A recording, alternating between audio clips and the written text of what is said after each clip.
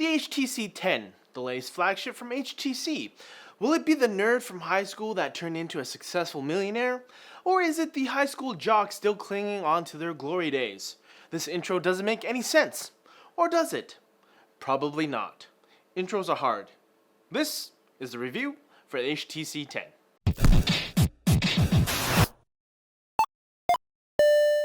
Kicking things off with the exterior, the HTC 10 has a full metal unibody design available in carbon gray, topaz gold, or this one in glacier silver.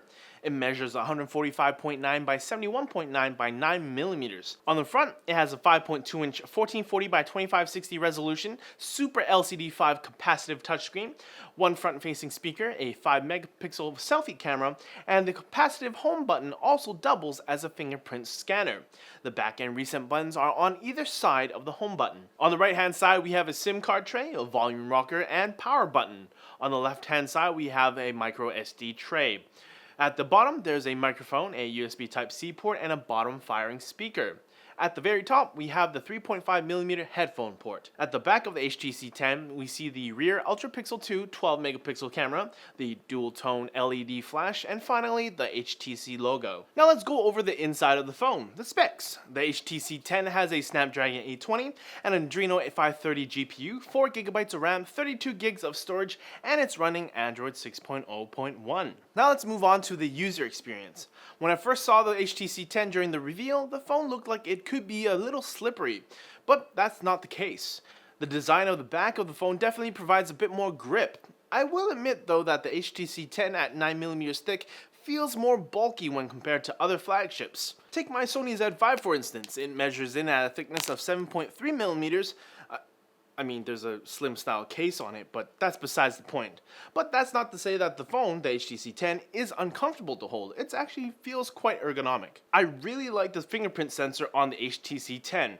I've yet to run any problems with it reading my prints. My Sony Z5 still has problems recognizing my finger sometimes, but it's gotten better. But that's a completely different story.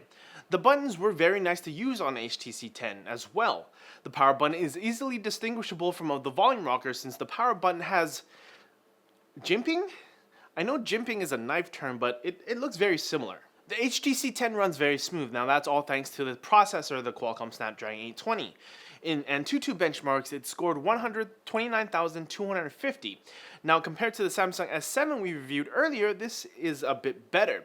Although you need to keep in mind that they are running different CPUs and different amounts of RAM as well.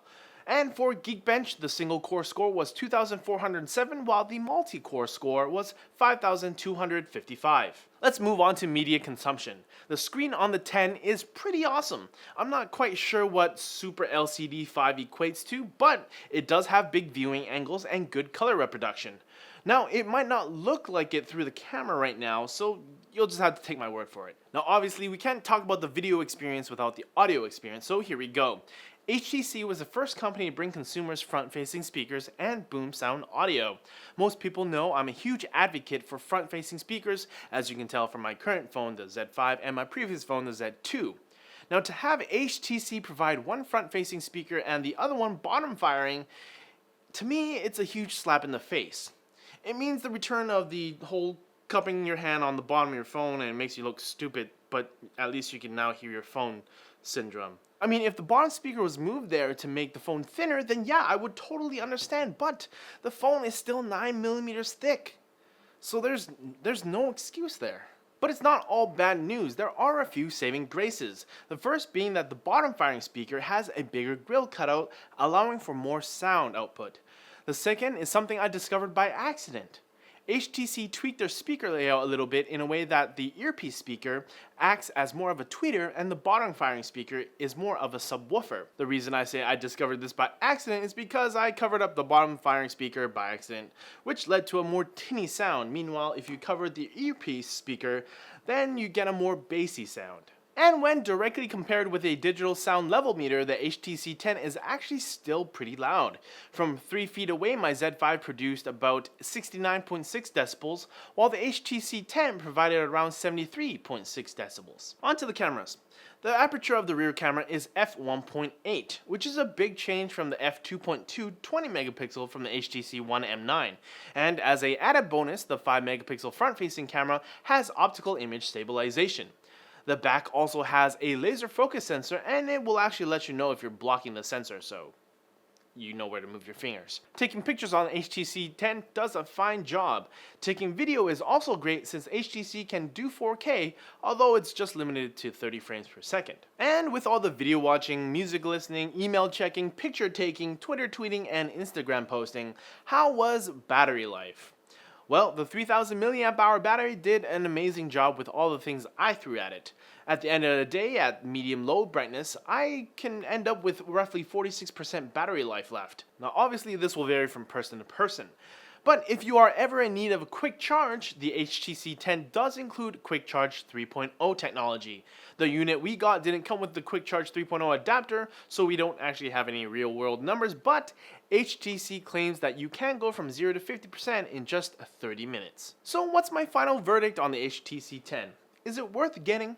Well, to be completely honest, if we were to compare other flagships that are out right now with the HTC 10, I probably would not pick the HTC 10. At $699, you're better off getting the Samsung Galaxy S7, and coming from me, that's a lot. I really don't like Samsung phones. Now, even though it doesn't come with a Snapdragon CPU, the S7 is thinner, has a better camera, and it's waterproof. But if you are looking for an upgrade from a previous HTC phone, you will be getting a Snapdragon 820, a larger screen resolution, a better selfie camera, and larger battery. If only the HTC 10 was announced instead of the HTC One M9, it would have made this decision a whole lot easier. And that about wraps it up for the HTC 10 review. Click over here for previous videos, check us out on social media over here, but as always, like the video if you liked it, comment down below and tell us what you think about the HTC 10. Was I too harsh? Also subscribe for more videos like this from NCIX. We'll see you later. Take this with me.